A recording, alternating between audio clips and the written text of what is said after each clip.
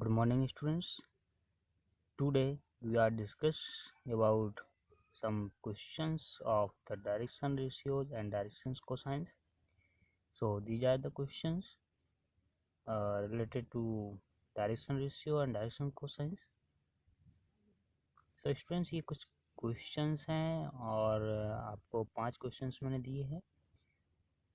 ठीक है, ये आप पिछली वीडियो में जो 3 डायमेंशनल ज्योमेट्री का पार्ट सेकंड है, यानी कि डायरेक्शन रेशियो डायरेक्शन कोसाइंस वाला जो टॉपिक है उससे रिलेटेड क्वेश्चंस हैं. सो ये 5 क्वेश्चंस मैंने आपको दिए हुए थे जिनको आपको सॉल्व करना था.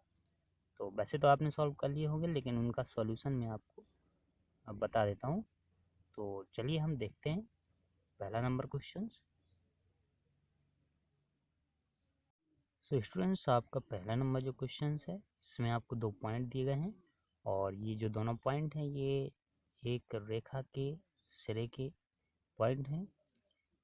हमें इसमें फाइंड करना है direction ratio and direction cosines. So यदि हम डायरेक्शन रेशियो को ए बी सी से डिनोट करें, ठीक है, तो ए बी सी हम फाइंड करेंगे. और यदि डायरेक्शन कोसाइंस को एल एम एन से डिनोट करें, सो ये फाइंड करेंगे. सो आप जानते हैं कि अगर 2 पॉइंट हैं, ठीक है, 7 1 2, और एक पॉइंट आपका ये रहा. सो एक रेखा है, इसके सिरे के कोऑर्डिनेट हैं और ये आपका 3 डायमेंशनल में है. तो यदि आप डायरेक्शन रेशियो ए माने, ठीक है, तो ये आप निकालते हैं किस तरीके से, और इसका मान लेते हैं x1 y1 z1 x2 y2 z2. सो एक ही जब आप वैल्यू निकालते हैं, फर्स्ट जो डायरेक्शन रेशियो होगा x2 माइनस x1, ठीक है, और सेकंड जो आप बी निकालेंगे y2 minus y1 and z2 minus z1. So A की वैल्यू आ जाएगी 1 माइनस 7 और that is equals to minus 6, and b is equals to minus 1 that is minus 2, and c is equals to 5 minus 2, so that is equals to 3. So these are the direction ratio of 2 points. Now you have to know that the directions cosines is L is equals to a upon root of a square plus b square plus c square, and m is equals to b upon a root of a square plus b square plus c square, and same n is equals to c upon a root of a square plus b square plus c square. So now here we have to put the value of a b c in these formulas. ठीक, so these formulas are of direction ratio. ये direction cosines के फॉर्मूले हैं, ये direction ratio आ गए. तो एक value तो आप निकाल गए हैं, ठीक है. अब आपको कोसाइंस निकालना है, तो ए बी सी वैल्यू जो है इसमें पुटअप कीजिए, ठीक है. तो चलिए हम पुटअप करते हैं. L is equals to A minus 6 upon in root of minus 6 whole square minus 2 whole square and plus 3 का होल स्क्वायर, ठीक है. तो अब इसे कर देंगे हम solve. So L is equals to minus 6 upon, ये हुआ 36 4 एंड 9. सो ये हो जाएगा आपका minus 6 upon in root of, ये हो गया 49, और 49 को आप, ठीक है, वर्गमूल निकालेंगे. So L is equals to minus 6 upon 7. So ये आपका फर्स्ट डायरेक्शन कोसाइंस की वैल्यू आ गई. नाउ एम निकालेंगे. सो एम आपके पास मिलेगा पी अपॉन माइनस 2, और अपॉन में आपका सेम यही रहेगा, ठीक है. सो हम डायरेक्ट लिखते हैं 7. सो ये आपका एम मिल जाएगा, और इसी तरीके से आपका एन मिल जाएगा. सो एन आएगा आपका C upon that is 3 upon 7, ठीक है student. So L M N direction cosines आपने निकाल लिए, और A B C direction ratio ये भी आपने निकाल लिए, ठीक है, जो कि क्वेश्चन में कहा गया था. सो ये पहला क्वेश्चन था. चलिए अब हम देखते हैं next question, question number second. So students, यह क्वेश्चन नंबर सेकंड, और जिसमें आपको 2 रेखाओं के बीच का एंगल निकालना है जिनकी डायरेक्शंस कोसाइंस दिए गए हैं, ठीक है students. L1 M1 N1 L2, M2 and N2। सो चलिए हम इसको सॉल्व कर लेते हैं। ठीक है, सो जो आपको 3/7 और -6/7 2/7 ये फर्स्ट जो लाइन है उसके डायरेक्शन कोसाइन से मान लेते हैं हम L1 M1 N2 N1, and second जो लाइन है उसके हम डायरेक्शंस कोसाइंस मान लेते हैं 2/3। ठीक है, L2 M2 और N2। सो अब आप ऐसा फार्मूला अप्लाई करेंगे cos theta is equals to, ठीक है, इसमें डायरेक्शंस कोसाइंस के फॉर्म में हो। ठीक है, यदि डायरेक्शन रेशियो होते तो आप उस तरीके से फार्मूला अप्लाई करते, और यदि डायरेक्शंस कोसाइंस है तो हम इस तरह का फार्मूला अप्लाई करेंगे। सो स्टूडेंट आपको पता है इसका फार्मूला होता है L1 L2 plus M1 M2 plus N1 N2। ठीक है, सो हम इसमें वैल्यू रखते हैं और थीटा फाइंड कर लेंगे। सो L1 है 3/7, L2 2/3 plus M1 -6/7 into M2 is -2/3 plus N1 2/7 into N2 -1/3। सो चलिए सॉल्व कर देते हैं। सो 3 into 2 that is 6/21, and this is 12/21, and this is -1/21. So let the LCM in this. So 21 is the LCM, 6 plus 12 minus 1, and that is equals to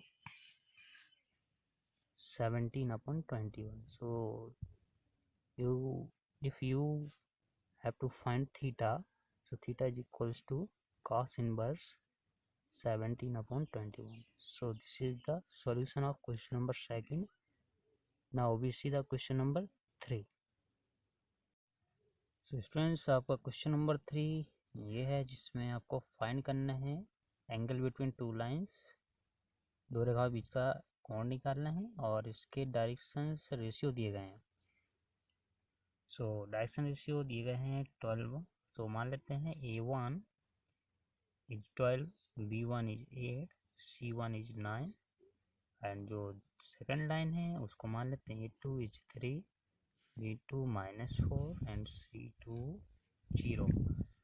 सो चलिए solve करते हैं। तो उसके लिए बताइए डायरेक्शन रेशियो के फॉर्म में क्या फार्मूला होता है। सो फार्मूला आपका पढ़ा होगा cos theta is equals to A1 A2 plus B1 into B2 plus C1 into C2 divided by and root of A1 square B1 square C1 square into in root of A2 square plus B2 square plus C2 square.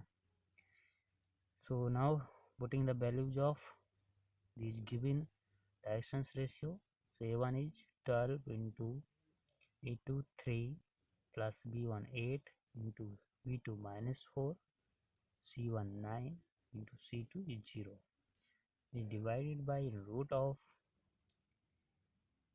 12 का whole square, 8 का whole square, 9 का whole square, root of 3 का whole square -4 का whole square plus 0, and that is equals to cos theta.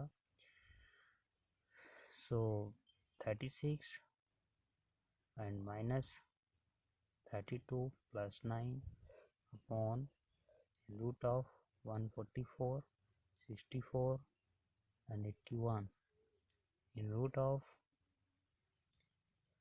9 plus 16. So cos theta equals to,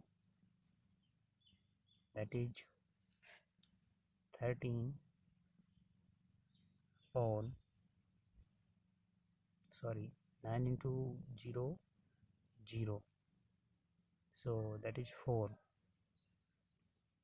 upon in root of, so now add करते हैं हम इसको, 4 4 1 is 9 and 6 4 10 and 8, so 18 and 2 89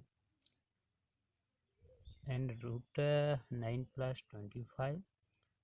So cos theta is equals to So in root of 289 is equals to 17 into, और इसका यदि आप वर्गमूल लेते हैं तो 5, so that is theta is equals to cos inverse 4 upon 85.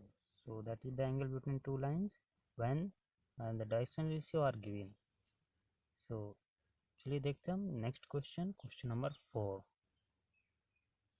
So dear students, question number 4, और इसमें दिया गया है एक लाइन है जो एक्स एक्सिस के साथ π/4 का एंगल बनाती है और वाई एक्सिस के साथ π/3 का एंगल बनाती है. तो जेड एक्सिस के साथ हमें फाइंड करना है.